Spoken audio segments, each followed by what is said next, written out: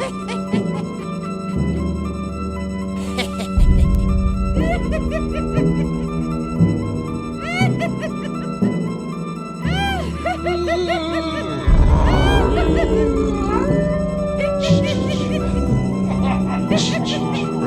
back to the Haunted Halloween Super Spooktacular special here in Rockin' with Rockin Robbie. Huntsville Attic, I'm Rockin Robbie, and I got a whole plethora of awesome gifts. God bless you, Hammer Time Holshoe. Stop that, we're on air. All right, speaking of on air, Wes Craven. Allergic to James. Wes Craven just celebrated his 75th birthday. Indeed.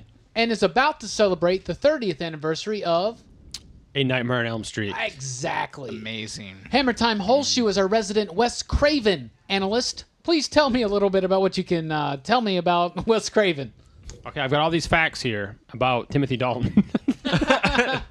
This is, come on, man, come on. Like next month, if you end up listening to this episode after Halloween, maybe you were late listening to the show, but so November Shame on is them. the 30th anniversary of A Nightmare on Elm Street, probably his most famous work. It's crazy that movie came out in November. Yeah, as you think now they have all these usually B films they push, like we must get this film edited and out before Halloween to be the big Halloween film. Halloween H2O came out in August, if I remember right. You want to get them all before Halloween. It might have still been in the theater then. But it came out in November. It's crazy. But that was his first that's his biggest franchise probably, other than the Scream franchise is pretty big. I won't knock that. But Wes Craven, he turned 75 years old last year. He's a writer, director, producer. Wow. He's an actor, but not like a big-time actor. He's not in bit parts, because he's famous for the horror genre. His first directing debut was The Last House on the Left in 1972. Excellent film, actually. Mm-hmm. Great film. Of the genre. He did several other films. I mean, he produced, wrote. I mean, he was all over the map. He did Hills Have Eyes. He did DC's Swamp Thing in 82. Yeah. Not so good movie, but yeah, he did it. Yeah. And then, of course, 84, which 30 years next month. Nightmare on Elm Street. Nightmare on Elm Street. And he followed that with, he did more films. He did a variety of films. He did do Music of the Heart. He did some non-horror films. He considers Music of the Heart like his best passion. Yeah, it's highly regarded. Starring the... I know Meryl Streep's in it. I forget who else is in it. Yeah, so... but he did, let's see, Shocker, The People Under the Stairs, The Hills Have Eyes, Hills Have Eyes 2, Vampire in Brooklyn. Ugh. Yeah, he's done. He's done a bunch of films, and then he sort of brought the genre back to where it started, in my opinion, with the Scream films. And I love the Scream films that they sort of like poke fun at the horror genre, like they're fully aware of those films that he helped create. So the film franchise, obviously, the Scream franchise, I mean, was gigantic. Yeah, and of course, Nightmare on Elm Street. Yeah, Nightmare on Elm Street is probably his. I can say his legacy is I had Nightmare some on Elm remakes. Street. They remade Last House on the Left and The Hills Have Eyes. Yeah, they remade a first Nightmare on Elm Street. Yeah, they did. Actually, it didn't need forgot to be about remade. that one. Yeah, let's try to forget about it. And then as far as the Nightmare films, he did the first one. So he wrote and directed the first one. He co-wrote the third one, which is Dream Warriors. Dream Warriors! And then he came back and wrote and directed the last one, which was a New Nightmare. New Nightmare. Kind of bookend. Yeah, those are probably the three strongest. Those are my three favorite Elm they're Street the best movies. films of the series, in my opinion. My favorite horror franchise, I'll be honest, I'm biased. I love the Freddy Krueger films. When I was a kid, Jason scared the shit out of me because we lived out in the woods and I thought Jason was real. I was a little kid. I probably should have watched those films. Jason, okay. Yeah. But I go back and watch series. them, and Freddy's a much better character, more original character. I mean, I like Freddy Krueger. Yeah, they're phenomenal. Supernatural And, stuff. But he gets too strong. goofy. He does get very goofy. He does get goofy. All the horror monsters get goofy. All right, we got Nightmare, we got Scream. I'm sure we'll get to them. Hammer Time Holshoe, enlightening presentation. What's your favorite Wes Craven movie? A Nightmare on Elm Street. Nightmare The on original, Elm the Street. first one. You can't go against it. I mean, come on. Yeah, people are like, well, he's not a serious character in the comedy. Well, not the original. First off, the original film was very dark. And even though he shows back up in the tail end of the film, it was never the intention. There wasn't going to be any sequels, much less several sequels. Yeah. They sort of turn him in this, this big franchise, but that was not the original intention of the film. So the first film is very dark, and it's great. And I think if you notice too, his films deal a lot with reality and the perception of reality.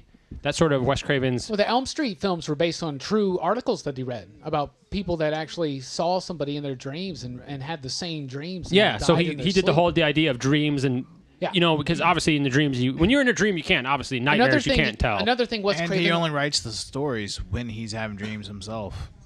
Really? When they come back. That's right. There's a part According for to New you. Nightmare.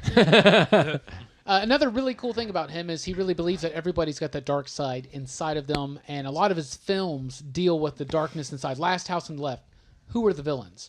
Because the parents respond just as bad as the perpetrators of the violence. And Nightmare on Elm Street, who's worse, Freddy Krueger? Of the course, parents, he's terrible. or Or the yeah. parents for what they did. Yeah. Now, obviously, they're justified, right? But He's justified. you have to recognize that darkness lies within you, and that's something I like about Wes Craven. My favorite is, of course, Nightmare on Elm Street, but I give a close second to Scream. Scream was really good, the way it defined the rules Yes. of a horror movie, Yeah. like you were talking about how it just plays on horror movies. It's a great parody and a great horror movie. I can't think of anything that's a great parody of something and a great something that they were parodying. You know what I'm saying? Like, Scary Movie it ain't, I guess I should say. Drew, what's your favorite Wes Craven movie? That would definitely be Scream. I love the entire franchise, man. I've seen all of them several Wait, times. you I'd even love agree with 3? you minus 3. Yeah, I was Three? gonna say. Hey, I've seen 3 probably the most just because it reran on HBO, I think. And I'd just be on. I'd have it on. It has So- Jay and Silent Bob. Yeah, I was It gonna does. point It that does. out. Hey, is that not a plus? Come on. That is. But yeah, the Scream movies are good. 1, 2, 4. 4 was amazing. Yes, it was. Jumping and Jiving James. I really love New Nightmare. Phenomenal New film. Nightmare's good. Yeah, and they kind of turned the whole thing like, oh, this wasn't real, blah, blah, blah. Or this is real or whatever. I like the whole concept and bringing her back. It's phenomenal. It's a and, great film. The little kid's creepy. Yeah. Every time Freddy jumps out of that closet, it freaks me out too, by the way. That jump scare right there always gets me. I know it's coming. It happens. Big shouts out. I'm serious. Dream Warriors. Dream Warriors. Phenomenal film. Absolutely. And obviously, we love Nightmare on Elm Street. We love the Scream movies. We love some of his other movies. People Under the Stairs, Serpent and the Rainbow, Hills Have Eyes, Last House on the Left. But he's had some duds. He's had some major duds. So, not to end on a bad note on him, but he's got some major duds. But, And, no yeah, one's he's got, perfect. everybody's got some duds. And I think we might all choose the same couple. So I'm going to go first and say Vampire in Brooklyn. Yep. Yeah, Yeah. I mean, Yeah. Yeah. Eddie Murphy and Wes Craven wanted that to be a very serious movie. Like, Eddie Murphy wanted to play a very horrific villainous character because it's something he doesn't do. Nope. But the studio was like, "No, you're Eddie Murphy. We're paying you to be funny." So it's the weird struggle between trying to be funny and trying to be creepy that make that movie so superbly bad. Yeah. I always get that confused with The Vampire or Dracula Dead and loving it because it's like Yeah. a bizarre. I'm like, is They're this a both bad. comedy or is this serious? So Because that's I'm not- yours, whole shoe, Andrew. I'm not. Yeah, it's terrible. Anybody else got Vampire in Brooklyn?